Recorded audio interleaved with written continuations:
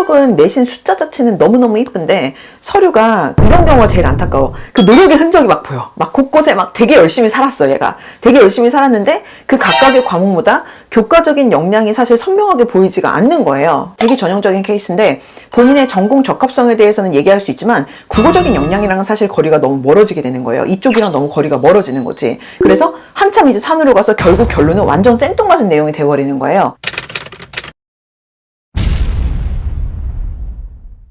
자, 그러면은 예쁘게 정리한다는 건 어떤 의미냐? 어떻게 하면은 세특을 이쁜 기록으로 만들 수가 있느냐? 교과적인 역량이 드러나는 기록으로 어떻게 하면 잡을 수 있느냐? 이제부터 제가 그래서 세특 꿀팁, 세특 내용 잡기, 주제 잡기 꿀팁. 그러니까 이거는 사실은 절대적으로 옳다는 것도 아니고 이 방법만이 답이라는 것도 당연히 아니고, 근데 이제 내가 어떻게 하면 좀 더 교과적으로 딥하게 들어갈 수 있는지에 대해서 자꾸 이게 뭔가 알 듯 모를 듯 잡히지 않는다라고 하는 친구들이 이렇게 좀 한번 해봐라 라고 이제 제가 시켜보면은 조금 더 이걸 방향을 좀 더 잡더라고요. 그래서 좀 학생들이 참고를 해보면은 좋지 않을까 싶어가지고 말씀을 드리는 거예요. 이게 뭐 절대적인 법칙 이런 건 아니고. 그래서 저는 이거를 그냥 공식처럼 생각하라고 하고 학생들한테 그냥 스텝을 그냥 이대로 그냥 해, 그냥 이렇게 하거든요.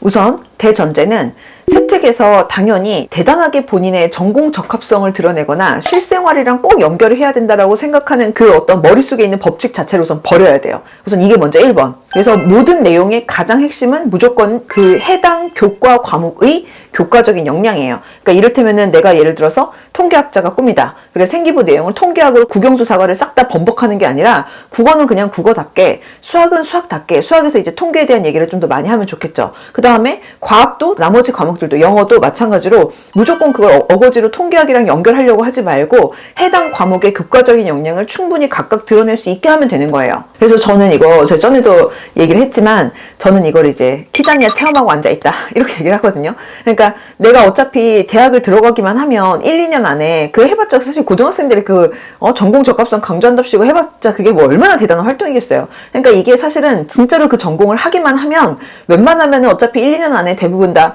할 만한 무언가고, 그렇기 때문에 이거를 꼭 그 고등학교 때 1, 2년 남들보다 먼저 한다고 꼭 우수한 것도 아닌데 이 부분에 대해서 학생들은 꼭 이런 체험을 내가 먼저 하고 경험을 해야지만 된다라고 생각하는 좀 경향이 있거든요. 그래서 제가 이거를 그냥 키자니아 체험한다고 이렇게 표현을 하는데, 키자니아 체험하는 식으로 그렇게 흘러가는 게 아니라 철저하게 교과적으로. 특히 만약에 이럴 수도 있겠죠. 그러니까 마치 지금 좀 전에 통계학과를 생각하는 친구가 수학 같은 과목처럼 본인의 어떤 진로랑 가장 직접 연결되는 과목이나 내가 만약에 내신을 좀 그 과목을 좀 망쳤어. 그래서 그 과목에 대한 역량에 대해서 서류상에서 봤을 때 좀 의심을 받을 만하다. 이런 과목들 같은 경우는 조금 더 전략적으로 아무래도 그런 경우만 이제 좀 한정적으로 좀 더 이제 본인 전공이랑 관련이 되거나 좀 더 이게 세게 가고, 나머지 같은 경우는 그냥 그 해당 교과목에 대한 교과적 역량을 드러내주면 되는 거예요. 그럼 이거를 어떻게 그러면은 교과적인 역량을 어떻게 드러내느냐. 그래서 여기서 이걸 학생들이 왜 이렇게 자꾸 이렇게 이상하게 잡지? 왜 자꾸 이렇게 그 변종만 뭐 울리고 주변부만 두들기고 엄한 대로 빠져나가고 막상 본인의 그 해당 교과에 대한 역량을 드러내주지는 못하고 왜 그러는 건가 하고 봤더니, 한마디로 키자니아 체험처럼 되는 이유가 우선은, 그러니까 학생들이 주제 잡는 패턴이 보통 이래요. 우선은 먼저 그 해당 교과목에 대해서 교과 이론이나 뭔가를 배웠어. 이론, 용어, 개념 이런 거를 해당 교과에 대해서 이제 배웠어요. 그럼 이거를 이제 발전을 시켜야 되는 거잖아요. 주제를 잡으려면. 그러면 이거를 꼭 실생활에 꼭 연결을 해요. 그리고 실생활에서 뭔가 그 이론이나 개념에 대해서 뭔가 연결할 만한 무언가를 잡아.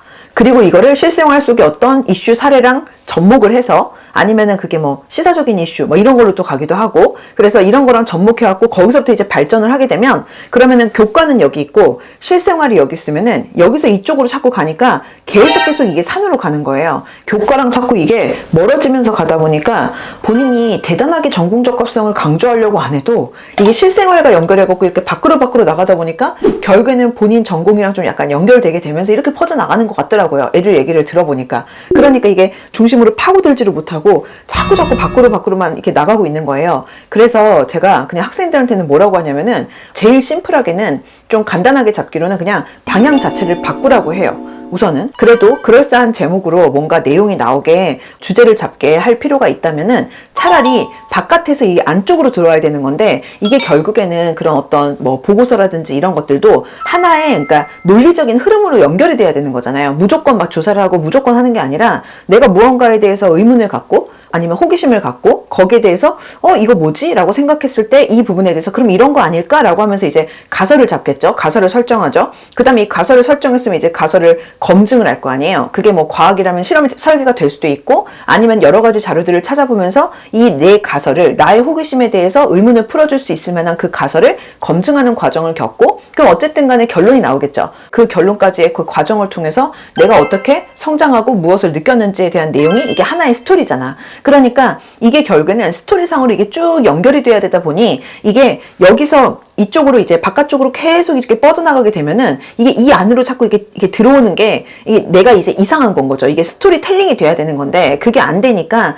본인도 이상하다 하는데 밖으로 자꾸 나가는 거예요. 그래서 제가 학생들한테 우선은 먼저 어떻게 시키냐면은 차라리 바깥에서 잡고 사실 바깥에서 꼭 잡을 필요도 없거든요. 그냥 여기 내에서 그냥 딥하게 들어가도 되는데 그게 도저히 내가 잘 못 잡겠어 하는 경우는 차라리 화살표 방향을 바꿔버리는 거예요. 그래서 바깥에서 관련된 실생활 속의 이슈일 수도 있고 이런 것들을 가지고 하나 잡은 다음에 거기서 잡을 수 있는 그 해당 교과 내용으로 이거 사실은 화살표를 이쪽으로 돌리기만 하면 되거든요. 그래서 이렇게 가면은 이게 보고서상의 흐름 그 주제 이제 본인의 탐구 내용의 흐름상에서 이게 이쪽으로만 화살표가 가도 그러면 이 안으로 그 해당 개념으로 계속 파고 들어가는 게 스토리텔링이 되거든. 근데 이거를 자꾸 이렇게 나가다 보니까 이게 문제가 되는 거예요. 예를 들어서 제가 최근에 그 한 친구랑 그 굉장히 성적대가 좋은 학교에서 정말 그 매우 성적대가 좋은 친구인데 그 친구 생기부를 가지고 상담을 하는데 그 생기부 내용 보니까 아마 이러더라고요. 성적은 내신 숫자 자체는 너무너무 이쁜데 서류가 이런 경우가 제일 안타까워. 그 노력의 흔적이 막 보여. 막 곳곳에 막 되게 열심히 살았어, 얘가. 되게 열심히 살았는데 그 각각의 과목마다 교과적인 역량이 사실 선명하게 보이지가 않는 거예요. 근데 얘는 되게 노력을 했다? 예를 들면 이런 식이에요. 얘가 뭐 국어 세특을 보면은 막 그런 내용이 있어요. 윤동주 시에 대해서 배우고 그걸 가지고 이제 주제를 잡아가지고 국어 세특의 핵심 내용으로 들어가 있는 내용이었거든요. 근데 윤동주 시에 대해서 얘가 배웠어. 배운 다음에 이거를 가지고 윤동주 시를 배웠으니까 얘가 이제 이거를 일제강점기 문학으로 좀 확장을 했어요. 그 세특 내용을 보니까. 일제강점기 문학으로 확장이 되니까 이 다음은 또 어떻게 되냐면은 일제강점기 문학 속에 있는 사회상을 알 수 있을 만한 내용들에 대해서 그거를 잡아가지고 왔어요. 그러니까 일제강점기의 시대적인 어떤 특징으로 넘어가죠. 그리고 이거를 바탕으로 본인이 하고자 하는 그 정치학 쪽에 있는 내용이랑 또 연결을 하더라고요. 되게 전형적인 케이스인데 본인의 전공 적합성에 대해서는 얘기할 수 있지만 국어적인 역량이랑은 사실 거리가 너무 멀어지게 되는 거예요. 이쪽이랑 너무 거리가 멀어지는 거지. 그래서 한참 이제 산으로 가서 결국 결론은 완전 생뚱맞은 내용이 돼버리는 거예요. 이게 아주 전형적인 학생들이 가장 일반적으로 본인 딸에는 열심히 노력을 했는데 뭔가 이거 기록을 보면은 교과적인 역량에 대해서 판단할 만한 내용은 별로 없는 이런 내용이에요. 자기 딸은 열심히 했어. 엄청 열심히 한 탐구야. 시간도 많이 들였을 거예요. 근데 이런 내용인데 차라리 얘가 그러면은 예를 들어서 일제강점기 어떤 시대적인 특징을 잡고 거기서 이제 나올 수 있을 만한 어떤 내용으로 윤동주랑 연결을 해버리면 그럼 윤동주의 작품 세계로 계속 들어갈 수가 있는데 이게 처음에 이거를 일제강점기 문학과 그 다음에 일제강점기의 시대적인 특징으로 가니까 이거를 윤동주 시 세계로 딥하게 들어가지를 못하는 거예요. 이게 갑자기 그렇게 들어가면 이게 말이 안 되잖아. 그러니까 스토리텔링이 안 되잖아. 그러니까 이게 계속 이제 산으로 가면서 완전 결론은 다른 얘기가 돼버리고 국어 교과랑 상관이 없어져 버리는 거지. 그래서 요거 화살표만 이렇게만 돌려도 얘는 윤동주 시색에 대해서 굉장히 세게 들어갈 수 있고 여기서 좀 더 발전시켜갖고 시 문학에 대해서도 좀 더 들어갈 수 있고 이런 부분들에 대해서 이제 충분히 논리적인 연결 흐름이 가능할 거란 말이죠. 그래서 우선 제가 애들한테 우선 먼저 시키는 게 화살표 방향을 다시 한번 생각해보라는 얘기를 해요. 저는 사실 이것만 해도 교과적인 역량 을 충분히 조금 더 드러내는데 학생들이 방향 잡기가 좀 더 쉬운 것 같더라고요. 이게 되게 웃긴 게 화살표만 바꿨을 뿐인데 되게 보면은 학생들이 이게 아 그렇구나 라고 제가 이제 요구하는 어떤 그런 지점들을 충족을 해가지고 좀 오더라고요. 주제를 잡는데 방향을 너무 감을 못 잡는 친구들을 위해서 지금 제가 그냥 일종의 고육지책으로 이렇게라도 해 라고 하면서 이제 방향을 잡은 거고 사실은 꼭 그 외부로 뻗어나가는 내용에서 이거를 들어갈 만한 방향으로 안 잡아도 되거든요. 그냥 이 자체에서 집중해도 되는데 이걸 너무 방향을 못 잡으니까 이제 이렇게라도 하라라는 의미에서 하는 팁이고 특히 학종을 메인으로 생각하는 그런 친구들 같은 경우에는 과목별로 이제 역량을 보여주는 거를 신경을 많이 써야 되니까 그랬을 때 우선은 원칙적으로 이랬으면 좋겠어요. 아예 스텝을 이렇게 잡았으면 좋겠어.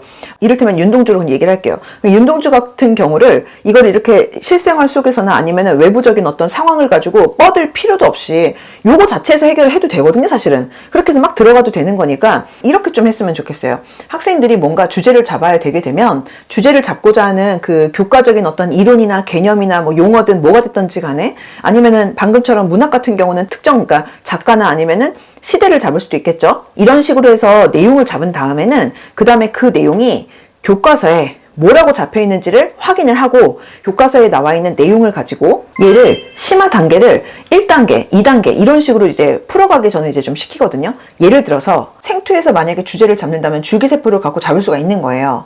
그러면은 줄기세포가 생투 내용에 어떤 식으로 나와 있는지를 확인을 하고 그러면은 거기 보면은 막 생투 내용에 줄기세포가 어떤 의미이며 줄기세포의 종류에는 뭐 이를테면은 성체줄기세포, 배아줄기세포, 뭐 역분화줄기세포 막 이런 것들이 있고 배아줄기세포 같은 경우가 이제 뇌세포 덩어리에서 그거를 얻을 수 있고 어쩌고저쩌고 하면서 이게 배아줄기세포에 대한 어떤 윤리 문제로 넘어갈 수도 있는 거예요. 예를 들면 그러면은 자 이게 지금 방금 좀 전에 이 내용이 교과 내용이니까 이거를 가지고 본인은 그 탐구의 내용을 인간배아 유전자 편집 실험 이런 쪽으로 이제 얘기를 풀어가면서 생명공학 윤리 쪽으로 문제를 들어갈 수가 있겠죠. 그리고 좀 더 그 내용에 대해서 저는 이제 심화 단계 1단계, 2단계로 나눠가지고 구분을 한번 해봐 이렇게 얘기를 하는데 심화 단계 1단계면은 그러면은 배아 줄기세포가 윤리적인 문제가 있으니까 여기에 대해서 문제를 해결하기 위한 방안으로 들어가는 게 자연스럽겠죠. 그러면은 그 방안을 잡게 되면은 실제로 거기 관련해 가지고 이제 여러 가지 이미 나와 있는 세포를 형성하는 역분화 줄기세포나 뭐 이런 것들에 대해서 공부하는 내용으로 연결이 될 수밖에 없어요. 공부한 내용이 교과 내용을 조금 더 심화해서 심화된 내용을 배운 내용이 되는 거고 그게 이제 교과 심화의 저는 이제 1단계 이렇게 표현을 해요. 그러니까 교과서에 나와 있는 내용을 딥하게 들어가게 본인이 자료를 찾아보는 거예요, 한마디로.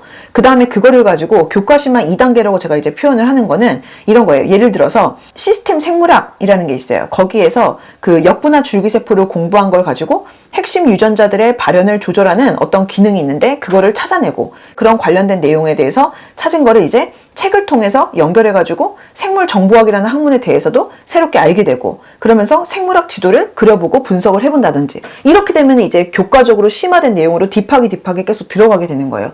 지금 제가 얘기한 게 실제 학생 사례거든요. 그러니까 이런 식으로 교과 내용에 대해서 우선 잡고 거기서 잡을 수 있을 만한 특정 이론 잡고 그 다음에 그 이론에 대해서 조금 더 교과서 이상으로 들어갈 만한 내용을 잡고 그리고 그거에 대해서 관련된 사례라든지 아니면 좀 더 발전된 내용이나 아니면은 최근 연구 동향이나 뭐 이런 내용으로 좀 더 들어가게 잡고 하면 이게 계속 이제 파고 들어가는 상황이 되는 거죠. 그래서 이렇게 좀 잡으면 되는데 여기까지도 너무 어렵다. 그 다음에 어차피 생기부상에는 사실은 주제와 그 다음에 그 주제에 대한 굵직한 방향만 사실 나오거든요. 근데 모든 과목을 이렇게까지 하기는 나는 좀 힘들 것 같다 하면 아까 좀 전에 윤동주처럼 그냥 이거를 화살표만 바꾸기만 해도 부담스럽지 않게 내용을 많이 잡을 수가 있어요. 그래서 제가 애들한테 5만 가지 방법을 이렇게 저렇게 해봤는데 우선은 잘 이해를 못하겠고 도저히 감을 못 잡겠어요. 도저히 이거 방향을 못 잡겠어요. 어떻게 해야 될지 모르겠어요. 주제 잡으려고 하는데 안 잡혀져요. 어떡하죠? 라고 하는 경우는 우선은 그러면은 저 같은 경우는 우선은 화살표 방향 다시 체크를 해라 라고 얘기를 해요.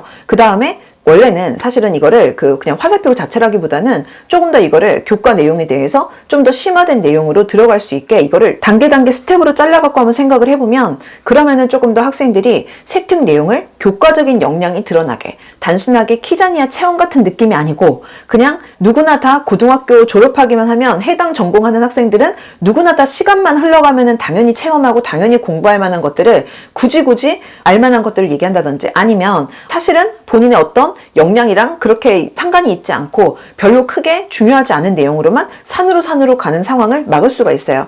이게 결국에는 어떻게 주제를 잡고 그 주제를 어떻게 풀어갔는지가 본인의 탐구 역량이잖아요. 그렇기 때문에 사실은 이게 문제가 될 수가 있고 그 다음에 학생들 입장에서도 이거를 시간을 들여갖고 어쨌든 탐구를 했는데 이거를 방향을 제대로 안 잡게 되면 굉장히 비효율적이 되겠죠. 그래서 이게 제일 낫더라.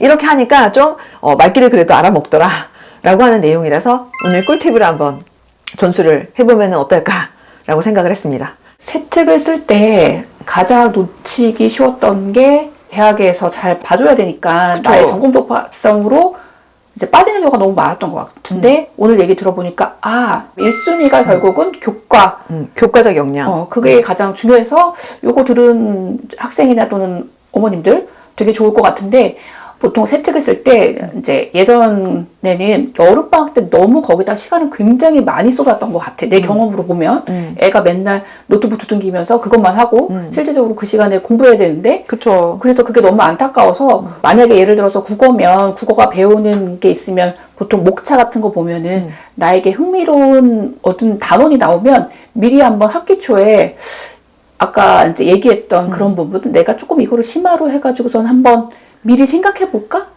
그것도 저는 정말 너무너무 좋은 것 같고, 그래서 왜 그 세특을 특정 시기에 딱 이렇게 몰아가지고 이걸 효율적으로 했으면은 좋겠다고 말씀드렸잖아요. 사실 학년 초나 좀 이럴 때 좀 전반적인 방향을 사실은 로드맵을 잡는 게 제일 좋기는 해요. 맞아요. 처음에 딱 이거를 계획한 상태로 이렇게 쭉 진행을 해야지 우선 되는 대로 지내보고 나중에 이거를 정리하려고 하면은 조금 더 힘들긴 하거든요. 근데 이거를 저는 뭐라고 얘기하냐면은 사실 그게 제일 베스트긴 한데 혼자 할 수 있는 친구들은 그렇게 하면 좋고 학원을 이용하거나 컨설팅을 이용하는 경우에는 어쨌든 그게 이제 경제적인 부담을 어느 정도는 일부 좀 지고 결제를 하시고 하시게 되잖아요. 그래서 저는 이제 그런 경우에는 보통 이제 학기 말이나 학년 말에 최종 정리를 하니까 그때 이용을 하시게 되거나 좀 도움을 받으시는 경우를 보통은 좀 더 추천을 드리긴 해요. 아무래도 돈 생각을 안 할 수는 없잖아요. 그래서 그렇게 하는 편이 좀 더 그러니까 가성비가 좋고, 근데 그 하루하루를 되는 대로 보내다가 나중에 그걸 갖고 이거를 딱 하려고 하면은 사실은 조금 더 이게 중구난방인 경우가 있을 수는 있어요. 그래서 난방이고 공부하는데도 마이너스 주고 그랬던 것 같아. 그래서 확실히 이게 입시를 특목고에서 대입을 확실하게 이제 경험을 해보셔가지고 이게 장단점과 그 명암을 다 아시는구나.